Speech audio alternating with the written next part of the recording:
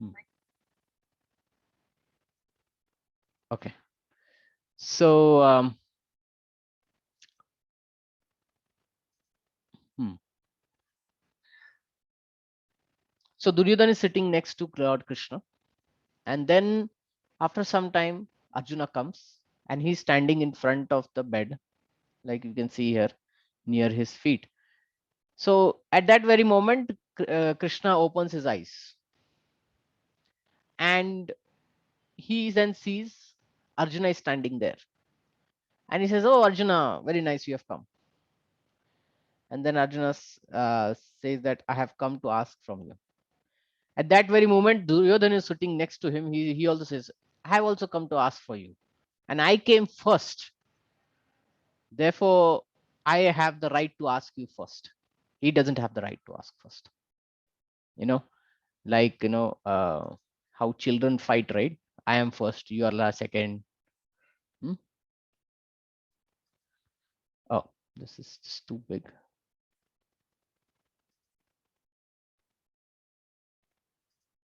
Okay, this is.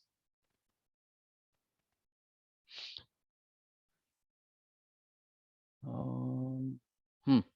So, so Duryodhana says, because I came first, I have the right to ask first, not Arjuna. But Krishna says, I saw Arjuna first, so he has the right to ask. Duryodhana is a little upset. He's thinking, now what will happen? Hmm? I will lose the resource of the army that Krishna has. And then um, Arjuna then says that, Shri Krishna, you have decided not to fight, but you have made yourself available to take part in a passive role, and your army is also present to be, taken by someone. Now, I would like to have you on my side, not your army, and you be my charioteer in this war. So Arjuna's charioteer is Krishna, and he says, "You be that. I won't take any other charioteer. I will take you as my charioteer." So, hearing this, Duryodhana is very very happy. He's thinking that Arjuna is a great fool who, instead of collecting army, he has got this one person. You know, suppose, um, like in this battlefield, very important is to collect army, right? If you want to fight with someone else, you need to have a considerable amount of, the number of soldiers you have is very very crucial. You should have a comparable, at least a comparable number. Like if there are 100 soldiers on the enemy side, you should have at least 80 to 90 or greater than that, 120 to 150 to 100, right? So it is a very common sense. But Duryodhan was thinking that Arjuna is not having that common sense. Duryodhan had something like 12 Akshani army, and Pandavas could only collect to like 7 or 8 Akshanis. Now, Pandavas were in need of more army because Duryodhan was 12 and they were like 8, so 4. There was a difference of 4 Akshani armies. 4 Akshani armies means it goes into few lakhs of soldiers. So it was a big number. And here Arjuna is not asking for the army, but he's asking Sri Krishna to be his charioteer. That's a very interesting thing. And the reason for that was that in the previous battles that Arjuna fought in the heavenly planet or anywhere, he found that just with Krishna on his side, he was able to win everything. So he had this confidence and experience that only Krishna is needed, no one else. Hmm? Even his army, I mean, here Krishna divided himself, like he and his army, right? So he said only Krishna is needed. With him, I have won all the wars before. So now also I just want him. And Duryodhan was thinking, oh, right, I have like huge amount of army, which is bigger than Pandava's army, and I will get Krishna's army also, and will become more bigger. So we'll have more weapons, we'll have more bombs, and we'll have more people. So thinking that he then said that, oh, now I'm only left with the army option, so I will take the army. So Duryodhan takes the army, and Arjuna takes Sri Krishna. Now, in this text of third, he reminds Drona of his old enmity with Drupada. So he says that the son of Drupada. He doesn't name Drishtadumna. Why? Because Drona and Drupada, they were friends, but later they became enemies. So to incite Drona and to make him remember that you have this old fight with Drupada, instead of saying Drishtadumna, he said son of Drupada. You know, like we are in India and we have this enmity with Pakistan, right? So instead of saying the name of the politician of Pakistan, we will say the Pakistani politician. Immediately with that word, there is a very different feeling in India. If there is an India-Pakistan match, cricket match, there's a very different feeling to that. It is the same sport. And if India plays with Australia or England or someone else, it is the same sport. But the feeling is very different when India plays with Pakistani cricket team. There is a greater emotion attached to it. Right? Everyone has that experience. The before, the aftermath, the during of the match, it's like very intense. There'll be bad calling, there'll be, anger within the people, right, on both sides. So Duryodhan wanted that to come out in Drona. So instead of saying Drishtadumna, he said son of Drupada. Drupada Putrena. So by this, he wanted to Drona to get angry. Now, this shows one thing of Duryodhan. There are 2-3 points of Duryodhan that we will see in this chapter, that he is more of a politician than a warrior. He's definitely a warrior, but he's more of a politician. Now, politician means he will manipulate. So here he was manipulating Dronacharya by making him remember old enmity with Drupada. And then he said that Dronacharya, you taught the son of Drupada, Drishtadumna, the art to fight. So previously, even though Drupada was his enemy, but when his son came to him as a student and said, I want to learn the weaponry skill, the archery and the weapon skills, Drona said, fine, you have come to me as a student, so I'll teach you. Now, Duryodhan wanted Drona to understand that last time you taught him, and this is the result. What is the result? Expertly arranged. The great army of Pandu, expertly arranged by your disciple, intelligent disciple. So he's indirectly saying that you taught this disciple how to do it, and now see what he has done. He has brought an army to fight against us. Right? Like, we say if you make a snake drink milk, its poison will only increase, right? If the snake bites, the poison will kill you. This is what he's trying to say to Dronacharya. That you expertly taught him, and now he himself have brought the army in front of us to kill us. That time you were lenient, this time you don't be lenient. You fight and kill him. This is what he's trying to incite. And in the later verse, he praises Bhishma. And then he says, then he praises all his other fighters also. And then he praises Bhishma. And then he says, oh, Bhishma will require support. So all of you support Bhishma. So it's a very diplomatic statements that he makes. And after this, he'll again make some few more statements. So we will get to know the nature and the hidden attitude of Duryodhan. Okay. So let's get into the purport. You can always interrupt me and ask. Hmm? Duryodhana, a great diplomat, wanted to point out the defects of Dronacharya, the great Brahmana commander in chief. So he wanted to point out the defects. Now, this is how a politician starts, right? They don't start with strengths, they start with defects. But that's how you can, point out and you can keep the opponent down.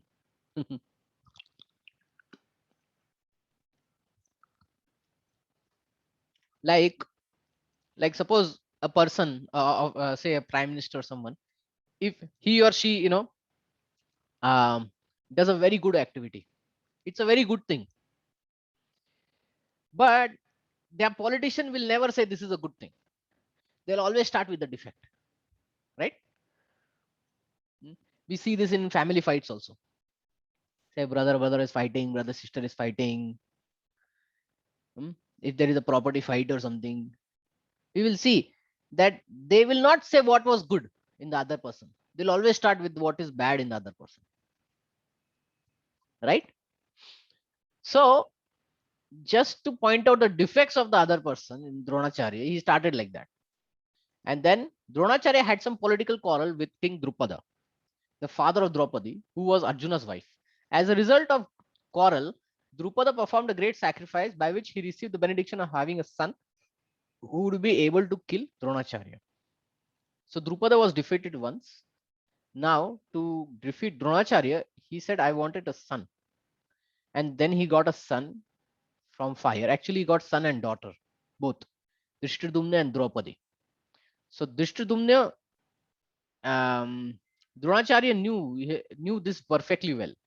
And yet, as a liberal Brahmana, he did not hesitate to impart all military secrets when the son of Dronacharya, Drupada, Drishtadyumna, was entrusted to him for military education. So Dronacharya was liberal. When Drishtadyumna came as a student, he said, okay, I'll teach you. But now on the battlefield of the Kurukshetra, Drishtadyumna took the side of Pandava. But now he has taken the side of opposition. And Duryodhan pointed out this mistake. If you had not taught him the art of fighting, and today in this fight he has taken the other side, he wouldn't have been expertly doing things, right? So this is what he's trying to say. But now on the battlefield of Kurukshetra, Dushyanmana took the side of Pandavas, and it was he who arranged the military phalanx after having learned the art from Dronacharya. Duryodhan pointed out this mistake of Dronacharya so that he might be alert and uncompromising in the fighting. So this time he said Dronacharya, he has not come in as a form of student. Now he has come as opposition. So we need to kill him. So you don't be uncompromising. Sorry, you don't be compromising. You be uncompromising. You be alert. By this, he wanted to point out that he should not be similarly lenient. He should not be lenient this time, yeah, against the battle with Pandavas, who were also Dronacharya's affectionate students. Now, another point was that Dronacharya loved Pandavas, the five brothers. He loved them because they were very good-natured people. Anybody loves a person who is good-natured, right? One who is honest, truthful, unoffending, sweet talk, right? Everyone likes that. And Pandavas were really fitting into that role. So Dronacharya really liked them. But Duryodhana was saying that was student, that was in the school. But right now we are in a battlefield.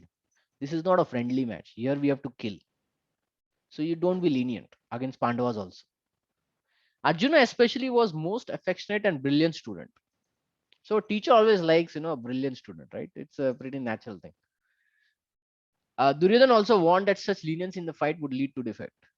He said, I don't want you to be lenient here. We are fighting.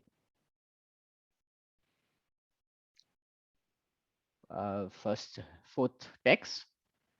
Atra Sura Maheshwasa Bhima Arjuna Samayudhi Yuddhanu Viratasya Drupadasya Maharatha. So now Duryodhana is saying who are there in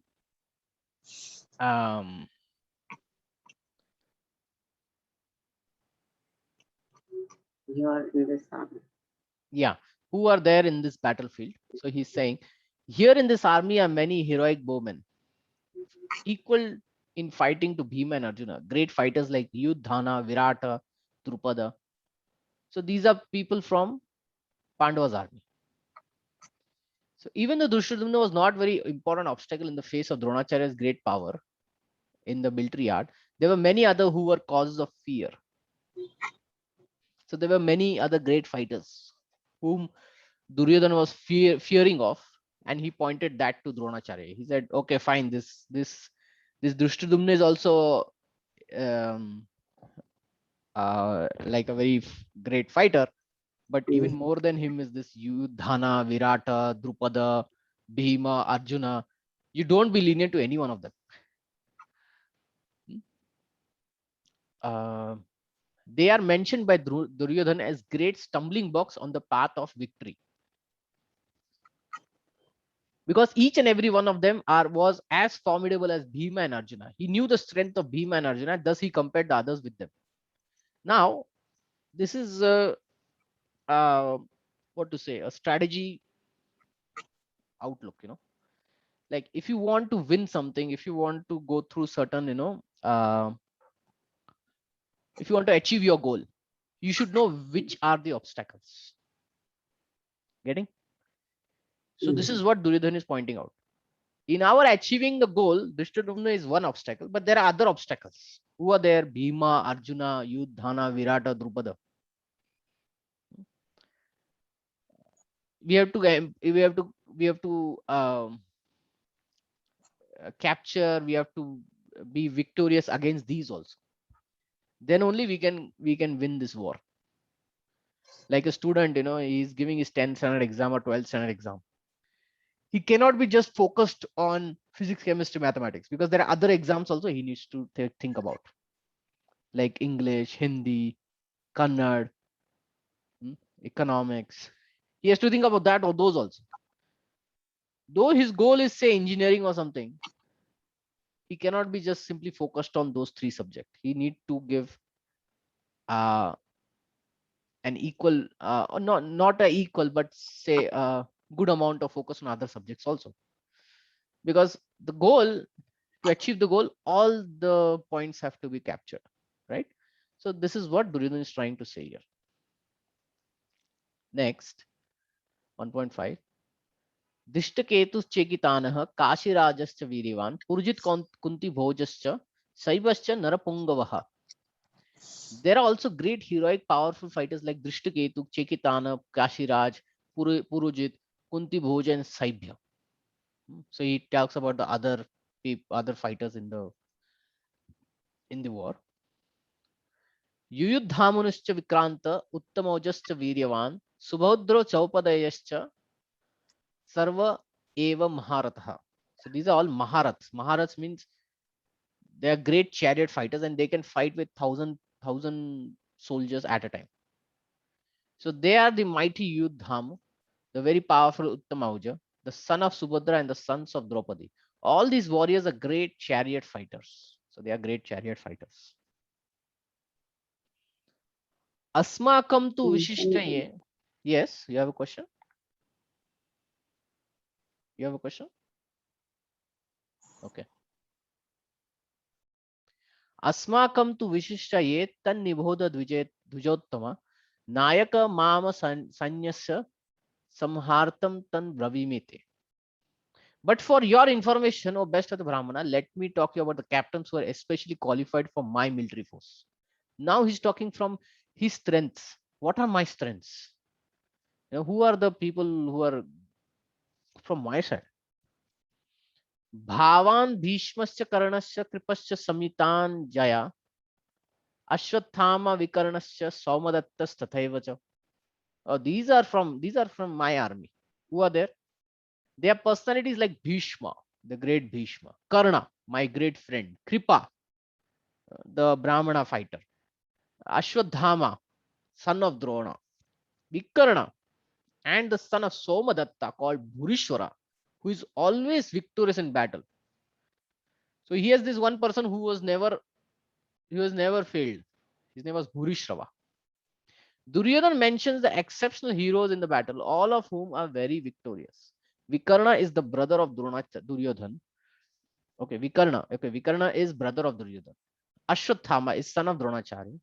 Somadati or Bhurishrava is the son of king of Bhalikas. Karna is half brother of Arjuna, and he was born to Kunti before marriage with King Pandu. Kripacharya's twin sister married Dronacharya. So Dronacharya's wife was Kripacharya's sister, and Kripacharya is like a brother-in-law. So to Dronacharya, and he's also here. Ashwadhama is son of Drona. So he has brought all big fighters, and they have some blood relationships also. अन्येच बहव सूर्वा मद अर्थे त्वक्त जीवितः नाना शास्त्र प्रारणः सर्वे युद्ध विशारदः. Now this is interesting. We will keep this one line here in mind when we read the later part of the chapter. Duryodhana is saying there are many other heroes who are prepared to lay down their lives for my sake. All of them are well equipped with different kinds of weapons and they are experienced in military science. As far as the others are concerned, like Jayadratha, Kritavarma, Shalya, all are determined to lay down their lives for Duryodhana's sake. In other words, it is already concluded that all of them would die in the battle of Kurukshetra for joining the party of the sinful Duryodhana. Duryodhana was, of course, confident in his victory on the account of the above mentioned combined strengths of his friends. Okay, so here there are few points that we'll remember. One is he says, these all heroes who have come here, who have come to fight with me, who have come to fight on behalf of me for my sake, they are ready to lay down their lives. They're ready to give their lives for my sake. Okay, so what he's thinking is that these heroes have come to die for me. Okay, so his thought process is like that. They have come to die for me and they'll die, and I don't have any problem with that. Now we'll keep this in mind, because we will comparison this thought process, this attitude, with how Arjuna is thinking. So in the later part of the chapter, Arjuna is thinking something else. When he sees the same soldiers who have come to fight against him, who have come to fight with him. And then Arjuna thinks that they have come and they will die here and I will simply lose them. These are my own family members and I will lose them. So I don't want to fight this war. This is how Arjuna is thinking. But look at how Duryodhana is thinking. Duryodhana is thinking, I am fighting this war. Whoever comes and dies for me, great. I don't mind it. I'm not worried of it. Now, on other side, Arjuna, he sees everyone has come here to fight with me or against me. And there is 100% possibility that they will die. Now, death is something, we will lose the association of that person, the presence of that person for forever, right? Nobody comes back from death. Thinking this, he said, why they have come? Why I should fight? I should not fight only because I will kill my own people. This is the thought process of Arjuna compared to how Duryodhana is thinking. I don't mind that they will die for me. While Arjuna is thinking, whether they die for me or they die killed by me, I don't want that to happen. That is the greatness of Arjuna. That he is very compassionate. But look at how Duryodhana is speaking. He is not so compassionate. He's saying they have come to die for me and they will die for me. If they don't die for me, then I will kick them out. So he's more like a politician. See, a politician never thinks welfare of others, right? Most of the politicians in our today's world, right? We have experienced this. They don't think only of welfare. When the voting is there, when the election happens, that time only they are seen nearby. Otherwise, for the next 5 years, they're not seen only. This is how our politicians work, right? So now a very interesting point. In America, when Trump was the president, he had this lawyer who famously said in 2016, when Trump was getting elected, before that, he famously said, I will take a bullet for Trump. I'll take a bullet for him. And then later on, when Trump's scams came out, this lawyer was, his name is Cohen, Michael Cohen. He was arrested and Trump was not saving him. And he didn't care what is happening to him. He lost his lawyer certificate. He cannot do now. And he got some 2 or 3 years of jail. And he didn't care only. Trump didn't care only. So he is a politician. He doesn't care. You know? So simply like that. So we see this in all over the world, not just in India, all over the world. Here also, nobody cares. The politician doesn't care what happens. But when the election comes, they are there around talking to people. I'll solve this problem and solve that problem. So let's get further. Aparyaptam tad asmakam balam bhishma virakshitam paryaptam tava idam etesham balam bhima virakshitam. Here there are two words we will just focus on: aparyaptam and paryaptam. So what is he saying is our strength. Duryodhana is saying my strength here with my army is immeasurable. Aparyaptam. Just hold on. The light went, so let me share again the screen.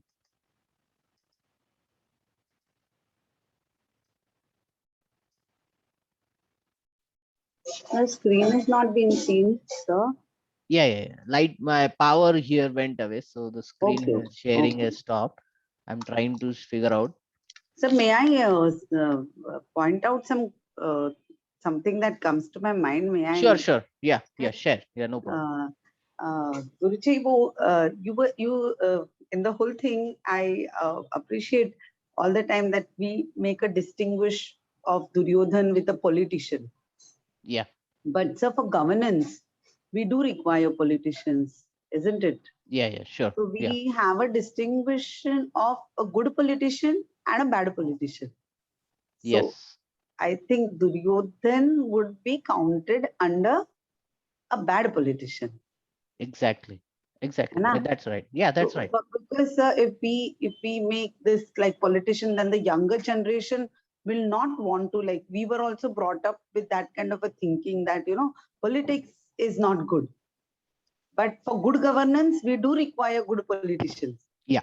If you see, even Krishna, Lord Krishna was a strategist and a politician too, but a good one.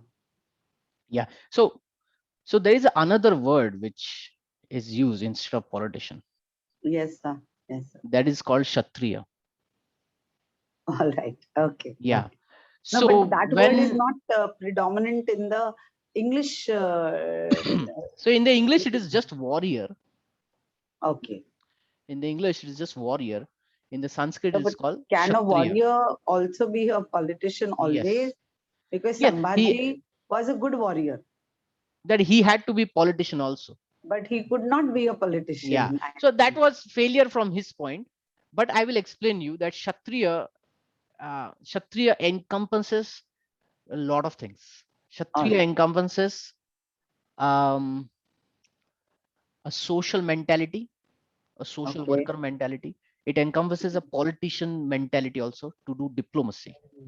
Okay, it is not like always he has to go and fight it out. True. I will explain. And then he has to be a capitalist also. And at the same time, he has to be communist also. He has to have all of this encompassing itself.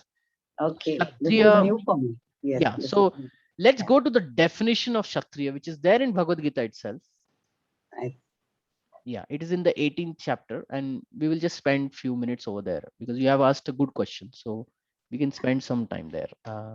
Just Okay. hold on. So let me arrange this. Okay. So what I'm saying is here, right? So what is the actual qualities of Kshatriya is here in this verse, 43 verse, 18.43. It says heroism, power, determination, resourcefulness, courage in battle, generosity, and leadership. These are natural qualities of work of Kshatriya. Of which, you know, we can say politics is, let's say, put into few areas like, you know, Power, power and power, resourceful. resourcefulness. Yeah, resourcefulness means few more things, in which diplomacy is also there.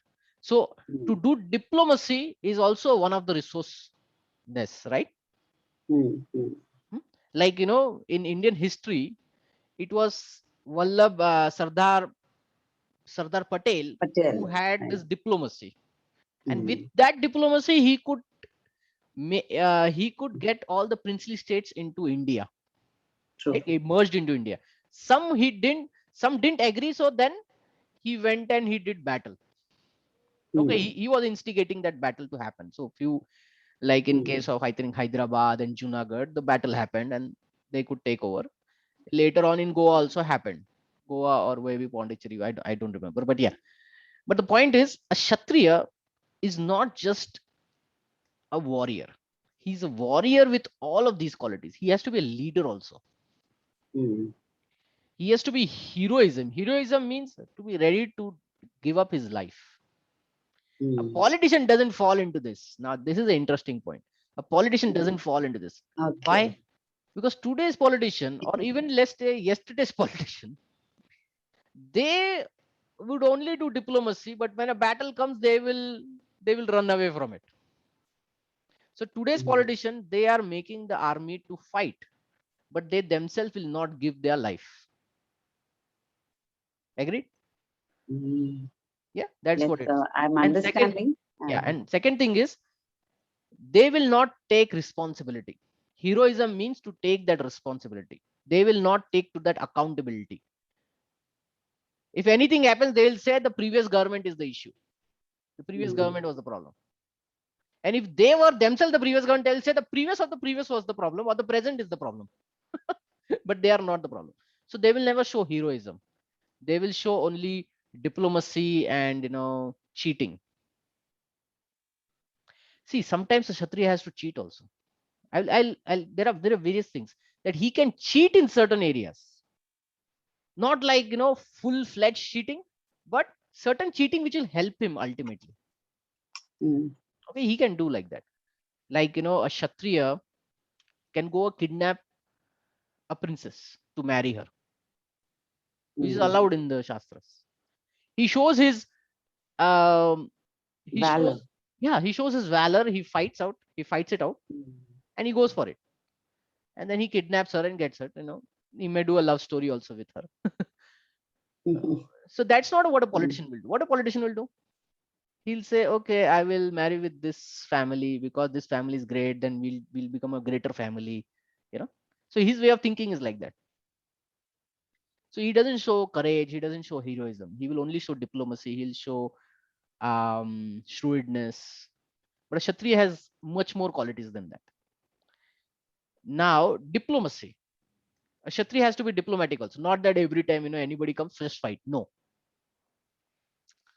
Let's take let's take how the Kshatriyas, the warriors, used to do this thing, diplomacy. One other thing is that they would do is, if they wanted to increase the borders of their kingdom, they were to fight with the neighbors, right? But they would give two options. You submit to me as the king, you know, as the emperor. You accept me as the emperor. You remain the king of that state, but you accept me as the emperor, and you pay some taxes, or you pay some money to me every year. That is diplomacy. So this was allowed, and this was even practiced not just in the Vedic times, but even recently also. If you go into histories of various countries, It was not always a fight that was required to, increase the border and all that. He said, okay, fine, you be the king over there, but you report to me. And if you don't want to report to me, let's have a fight. And within that also, they would decide, oh, should we fight with the whole army or should we fight with just 2 warriors?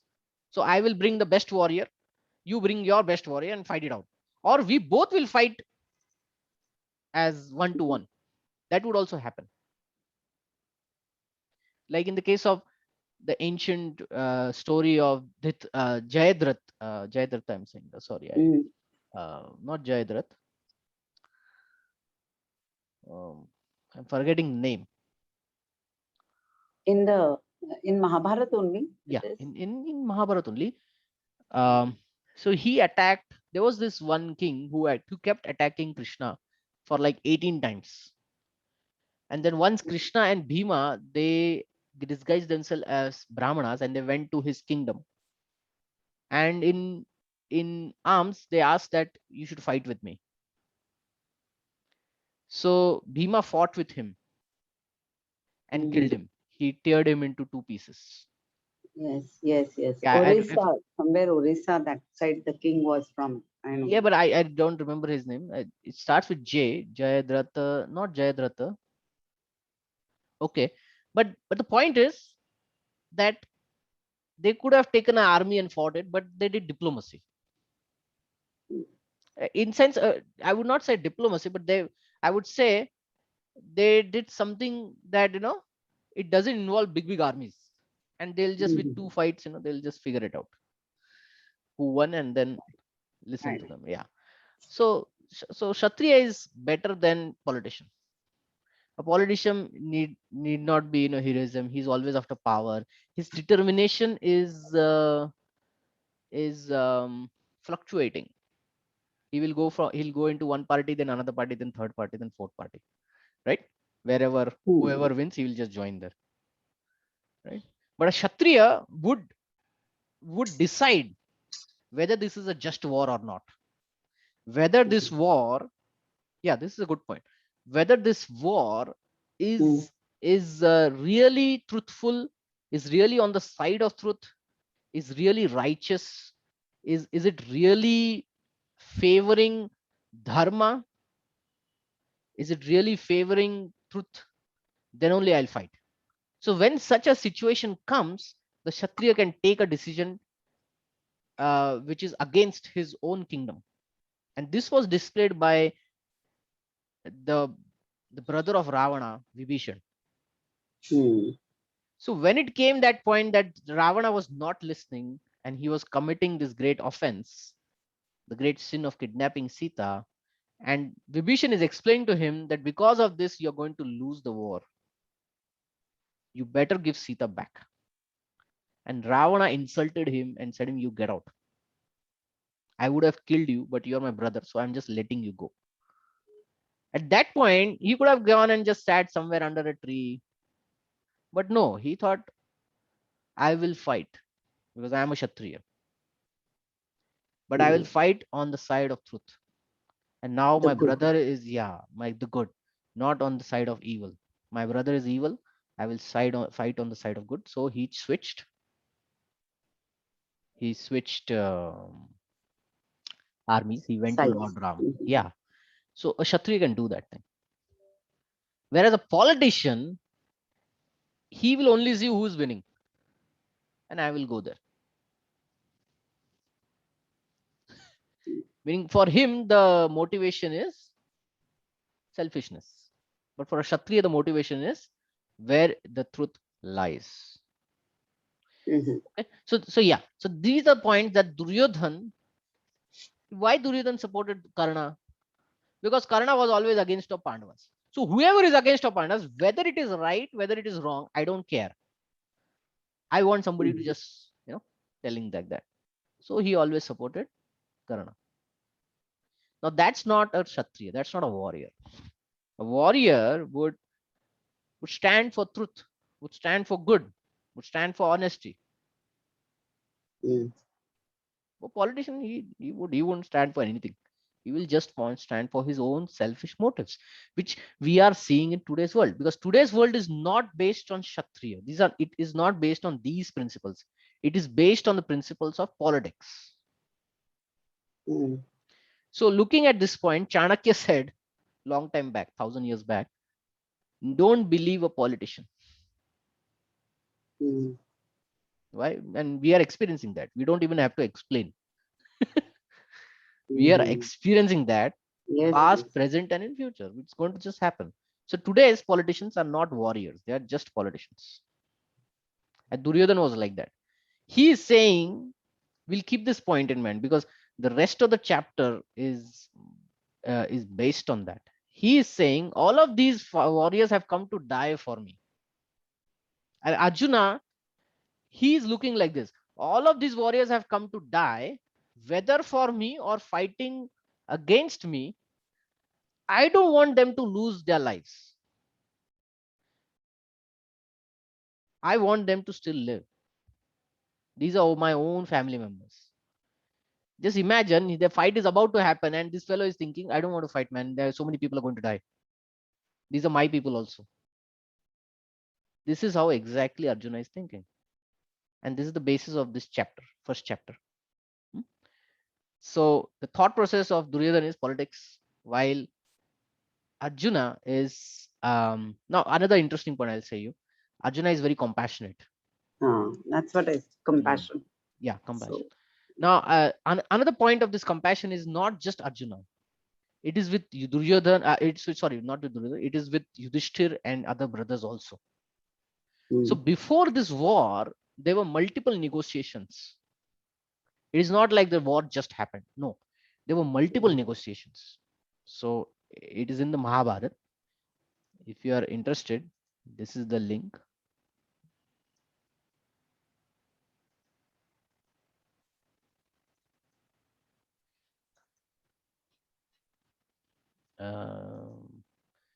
If you want to read Mahabharata, the link is here. This is the abridged form of abridged Mahabharata. I'll just put that in the link. It's note down. Yeah, Okay. just click on it and it will just open in some new browser. But the point here is, before this war, there were multiple negotiations, and every negotiation failed because Duryodhana was saying, no, I won't give them. I won't give them. I won't give them their rightful kingdom. The deal was that Pandavas would go into exile for 13 years, and for the 13th year, the last year, that is the 13th year, they have to hide. They have to be in disguise, and if they have been caught, they will go for next 13 years another exile. But what happens is, Pandavas, they disguise themselves in the kingdom of Virat. Yudhishthir becomes a counselor. Arjuna becomes Nupansak, third gender. Duryodhan goes into the cooking room and of the king, and he becomes a cook, head chief. Bhima goes for cooking, Yeah, no? Bhima. Sorry, who did I say? Sorry. Duryodhana. Oh, sorry. Again, Duryodhan is coming. I don't know why. Bhima, he becomes a cook, and Nakul and Sahadev, they become they serve in the horse and in cow. Yeah, in cow shed, and that's how they disguise themselves, not as leaders, but as common persons doing certain jobs. After the year ends, they come out of the disguise, and Bhishma approves it and saying that, oh yeah, 1 year has happened, so now we are not able to catch them, so now we have to give the kingdom back. Everyone is saying we have to give the kingdom back because 13 years are done. But Duryodhana is saying, no, I'm not going to give. Like a child who is like stubborn and Not even the 5 villages that were asked. yeah. So then Yudhishthir decides, instead of going to war, let me bring down my demand. Even though it is rightful, I will bring down it. We are 5 brothers. We will take 5 villages. We don't want even towns or city. We want only 5 villages. A village, how big is a village? If you walk in a village for like 15 minutes in one direction, the village will end. Agreed? That's a Hmm. village. That much land he's asking, and 5 of them. And Duryodhan has such a big, huge amount of land, and he's not ready to even give 5 villages. So with that proposal, Lord Krishna goes, Sri Krishna goes, and he says, they want only 5 villages. Give him. Duryodhan says, I won't give a land which is equal to a tip of a needle. And then Krishna says, you are forcing a war, and you are responsible for it. Because so many negotiations happen, and you are not listening only. And now the demands have also been toned down. Now think like this: a property fight is happening. There are like 10 properties now.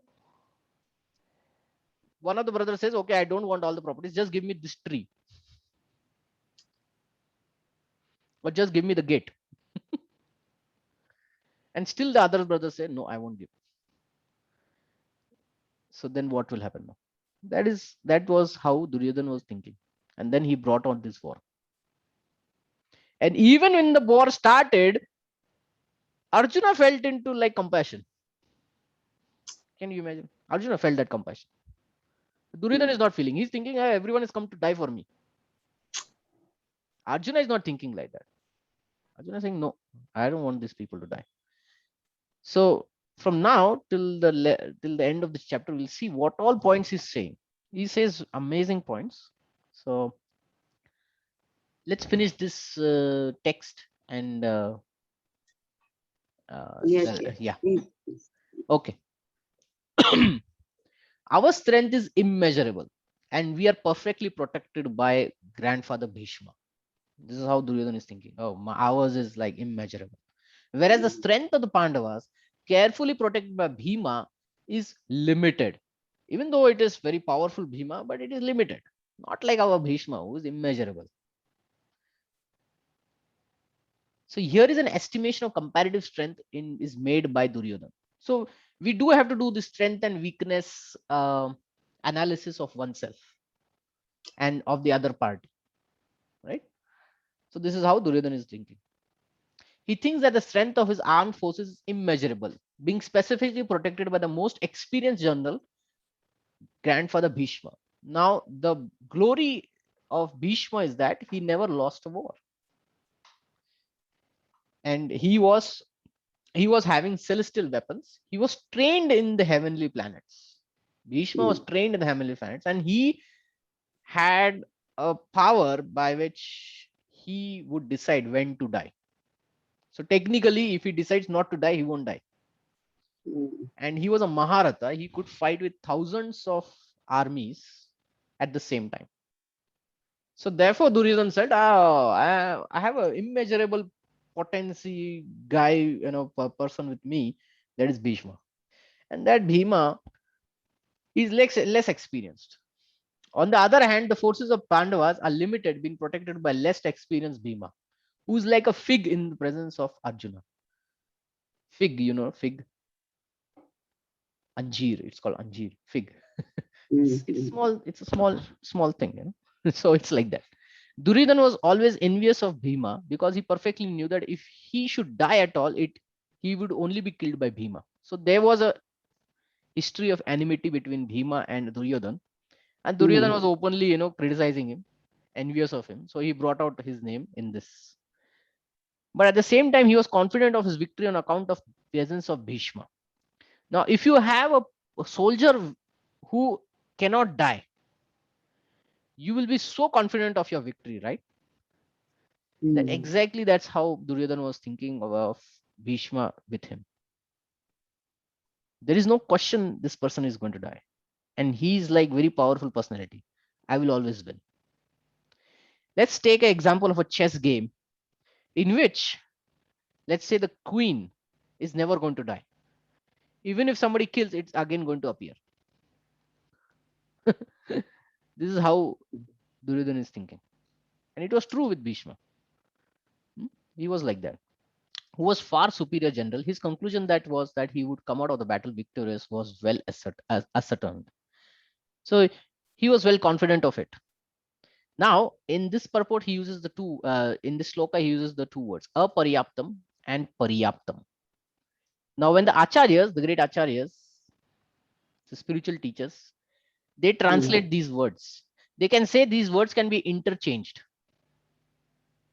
Aparyaptam could also mean that it is limited, because there's a before it. So when there's something, there's a, it becomes opposite, right? If you add a, it becomes opposite of that. So it could also mean, oh, it is limited. And paryaptam means could also mean it is sufficient. So therefore, they say that this verse could mean the other way. That actually Duryodhan is limited, while Bhima's is sufficient. And which turned out to be true. When the fight happened, Bhishma is defeated. And after the war, he dies. And yeah, Duryodhan also. So, okay. So we are 2 o'clock. Any question, any comment? No. Okay. What fine. should we call you, sir? Or we used to call, we generally call Prabhuji, Yeah. we call generally. Yeah. That we is call fine. you Prabhuji. That is, Yeah, Prabhu is fine. Yeah, Yeah, Prabhu is okay. fine. Okay. Okay. My name is Vipul. My name Okay. is Vipul. So that also you can call me. Okay. Okay. Uh, So I think we don't have many any more participants now. So yeah, it will keep happening like this. You know, Okay. sometimes there may be more, sometimes no, there may can not be. they join? Because I can send the message to some of my friends also. Yeah. I have This is already open. sent, but I can personally ask them to join.